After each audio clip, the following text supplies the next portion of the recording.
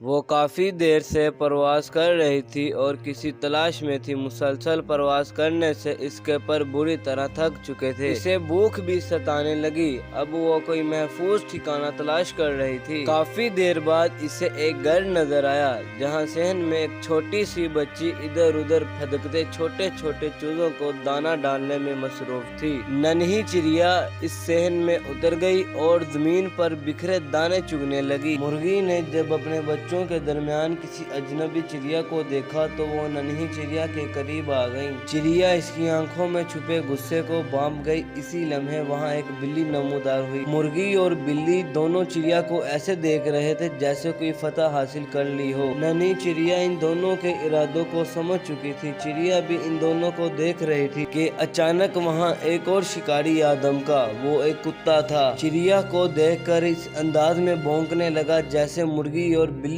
کو بتا رہا ہے کہ یہ نیا مہمان صرف میرا ہے۔ چڑیا کو بہت زور کی بھوک لگی تھی لیکن اس نئے شکاری کی آمد پر اور زیادہ گھبرا گئی۔ کتا اب چڑیا کے بہت قریب آ چکا تھا۔ چڑیا کو اب کوئی محفوظ جگہ تلاش کرنی تھی۔ وہ خونخوار آنکھوں والا کتا چڑیا پر جھپکنے ہی والا تھا کہ چڑیا پھرتری سے اڑ کر صحن میں آ بیٹھی۔ چڑیا دبک کر کھڑکی کے ایک کونے میں بیٹھ گئی۔ اس کا چہرہ خوف کی شدت سے زرد ہو گیا تھا۔ اس نے سوچا اگر یہ کھڑکی اس کی نظر میں نہ آتی تو شاید اب تک وہ خونخوار آنکھوں والے کتے کے معدے میں ہوتی۔ وقت کے ساتھ ساتھ خوف بھی بڑھتا جا رہا تھا۔ چڑیا دل سے اللہ سے دعا مانگ رہی تھی کہ اس مصیبت سے چھٹکارا مل جائے تاکہ وہ آرام سے وہاں زمین پر پڑا ہوا دانہ کھا سکے۔ بھوکی چڑیا اپنی قسمت کے بارے میں سوچنے لگی۔ کاش وہ چڑیا نہ ہوتی بلکہ انسان ہوتی، کوئی اسے اپنا نوالا نہ بناتا، اسے ہر وقت اپنی جان بچانے کے لیے دوسرے خونخوار جانوروں سے اپنی حفاظت کرنی نہ پڑتی، آرام سے چین کی زندگی بسر کرتی، کوئی کتا یا بلی سے کھانے نہ آتا اور نہ وہ آج بھوکی پیاسے اس طرح خوف میں رات کاٹ رہی ہوتی۔ وہ رات واقعی بہت دہشت ناک تھی۔ اس نے اپنا سر باہر نکالا اور نیچے کا جائزہ لیا۔ وہ خونخوار آنکھوں والا کتا ابھی تک اپنے شکار کی تاک میں بیٹھا تھا۔ اگلی صبح بھوکی چڑیا نے ایک نظر نیچے ڈالی، وہاں اب کوئی شکاری نہ تھا۔ اچانک ایک چھوٹی بچی کھڑکی کے قریب آئی۔ اس نے ایک چڑیا کو دیکھا۔ اسے وہ چڑیا تقریباً آدھی مری ایک کونے میں پڑی بے جان سی نظر آئی۔ بچی نے اپنے ہاتھ کی انگلی سے چڑیا کو چھوا تو اسے احساس ہوا کہ چڑیا زندہ ہے۔ اب چڑیا کا دل خوف سے ڈوب رہا تھا کہ نہ جانے وہ بچی اس کے ساتھ کیا سلوک کرنے والی تھی۔ اچانک اس بچی کی آواز آئی، اوہو، لگتا ہے اس ننھی چڑیا کے پر نہیں ہے۔ اس پورے جملے میں صرف ایک لفظ چڑیا کے ذہن میں جیسے اٹک کر رہ گیا۔ چڑیا نے لمبی سانس لی اور جلدی سے اپنے پر پھر پھرائے اور تھوڑی ہی دیر میں وہ نیلے آسمان میں گم ہو گئی۔ وہ نادان چڑیا اب تک بھولی ہوئی تھی کہ اللہ نے اسے پر کی نعمت سے نوازا ہے جو انسان کے پاس نہیں ہے۔